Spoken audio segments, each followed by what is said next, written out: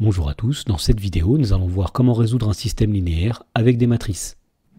Dans l'exemple, on nous demande de résoudre chacun des systèmes d'équations suivants après les avoir traduits sous forme matricielle. Donc ici, nous avons effectivement deux systèmes d'équations qui nous sont donnés.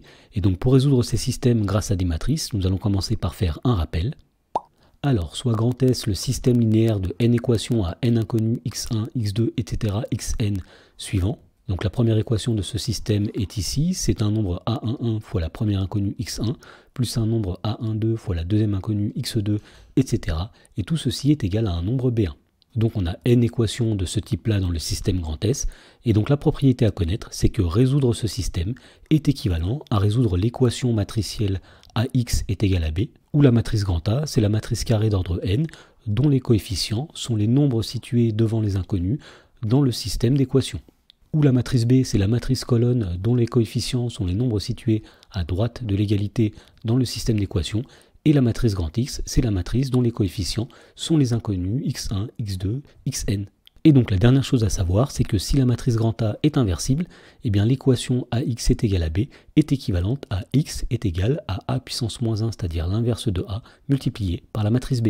Alors voyons comment appliquer ceci pour résoudre le système d'équations de la première question, que nous allons appeler grand S, et qui est le système dont la première équation est 2x plus 5y est égal à 23, et dont la deuxième équation est 4x moins y est égal à 13. Alors pour résoudre ce système, nous allons tout d'abord le traduire sous forme d'une équation matricielle, et donc on va dire que ce système d'équations est équivalente à l'équation matricielle a fois x qui est égal à b, où la matrice grand A, ce sera la matrice carrée d'ordre 2, puisqu'ici il y a deux équations à deux inconnues, dont les coefficients sont situés devant les inconnus x et y. Alors on voit que les coefficients ici seront 2 et 5 pour la première ligne de la matrice A, et 4 et moins 1 pour la deuxième ligne de la matrice A. Alors la matrice grand B sera une matrice colonne qui est obtenue en prenant les deux nombres qui sont ici dans les équations, c'est-à-dire que la matrice B, c'est la matrice 23, 13. Et la matrice grand X, c'est la matrice qui va contenir les inconnus, à savoir petit x et petit y. Alors nous avions vu dans le rappel que si la matrice grand A est inversible, alors l'équation ax égale b est équivalente à x qui est égal à a puissance moins 1 fois b. Donc nous allons étudier la matrice grand A et nous allons chercher à savoir si elle est inversible. Alors on sait qu'une matrice carrée d'ordre 2 est inversible si et seulement si son déterminant est non nul. Donc nous allons commencer par calculer le déterminant de la matrice grand A.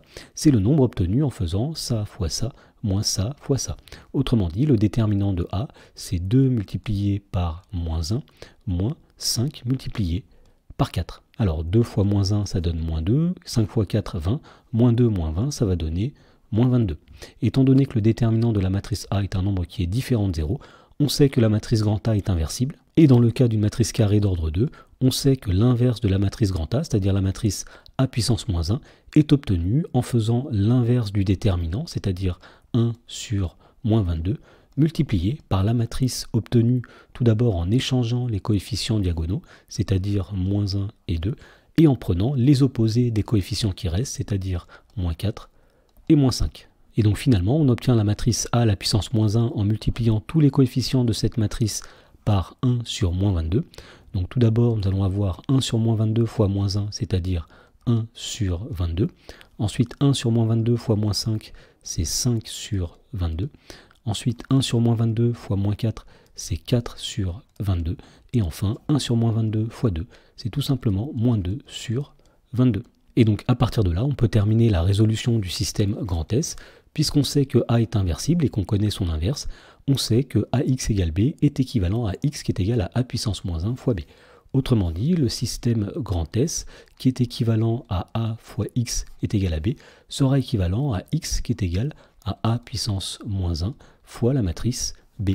Donc pour trouver la matrice grand X, qui est la matrice des inconnus, il suffit tout simplement de multiplier la matrice a puissance moins 1 par la matrice b. Alors par exemple, on peut écrire le calcul sur un brouillon. Donc ici nous avons la matrice A à la puissance moins 1, ici nous avons la matrice B. Et donc pour calculer le produit de ces deux matrices, on va tout d'abord faire 1 sur 22 fois 23, plus 5 sur 22 fois 13. Alors 1 sur 22 fois 23, ça va donner 23 22e. 5 sur 22 fois 13, ça va donner 5 fois 13, 65 sur 22. 23 sur 22 plus 65 sur 22, ça va donner 88 sur 22.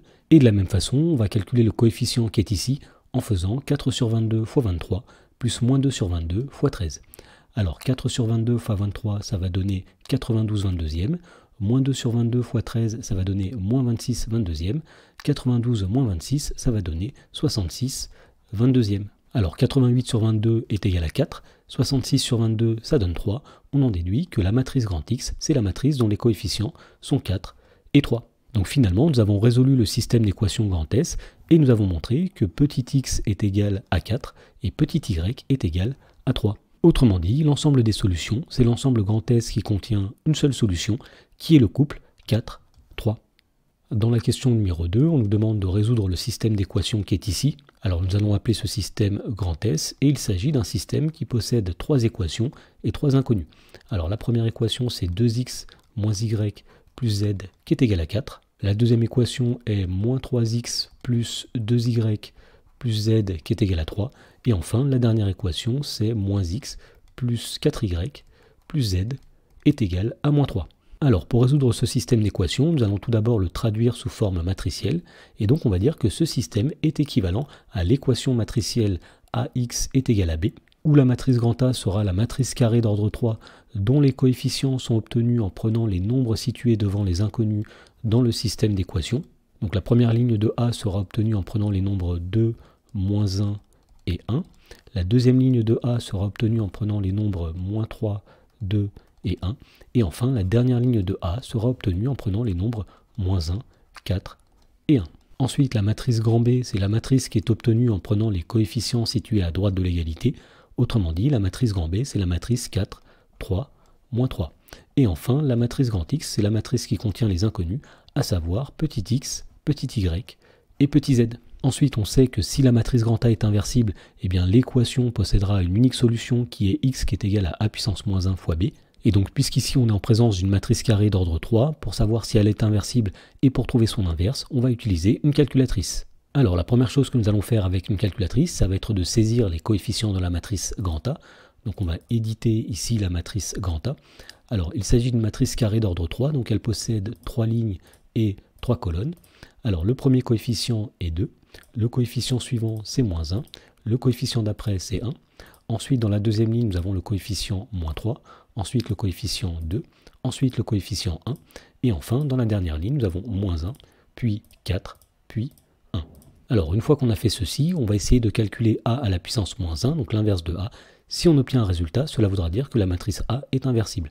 Alors, pour faire ceci, on va sortir de ce menu, nous allons sélectionner la matrice grand A, et nous allons calculer son inverse, c'est-à-dire qu'on va calculer a à la puissance moins 1.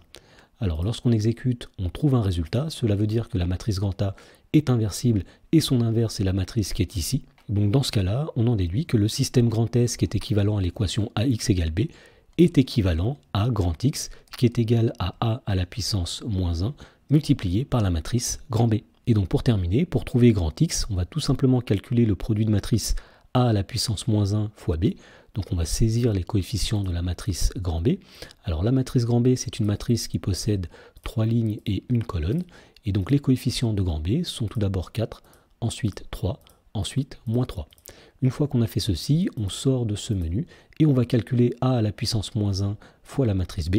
Donc on appuie sur matrice ici, on va sélectionner la matrice A, on va mettre son inverse comme ceci, et on va multiplier par la matrice B. Donc on va sélectionner la matrice B ici, et donc lorsqu'on exécute, on obtient la matrice suivante. Autrement dit, l'unique solution de l'équation AX égale B, c'est la matrice grand X dont les coefficients sont moins 1, moins 2 et 4. Et donc finalement, avec tout ceci, nous avons résolu le système d'équation grand S. Il possède une unique solution qui est x est égal à moins 1, y est égal à moins 2 et z est égal à 4. Et donc finalement, on peut conclure en disant que l'ensemble des solutions du système d'équation, c'est l'ensemble grand S qui contient une unique solution, qui est le triplet moins 1, moins 2 et 4.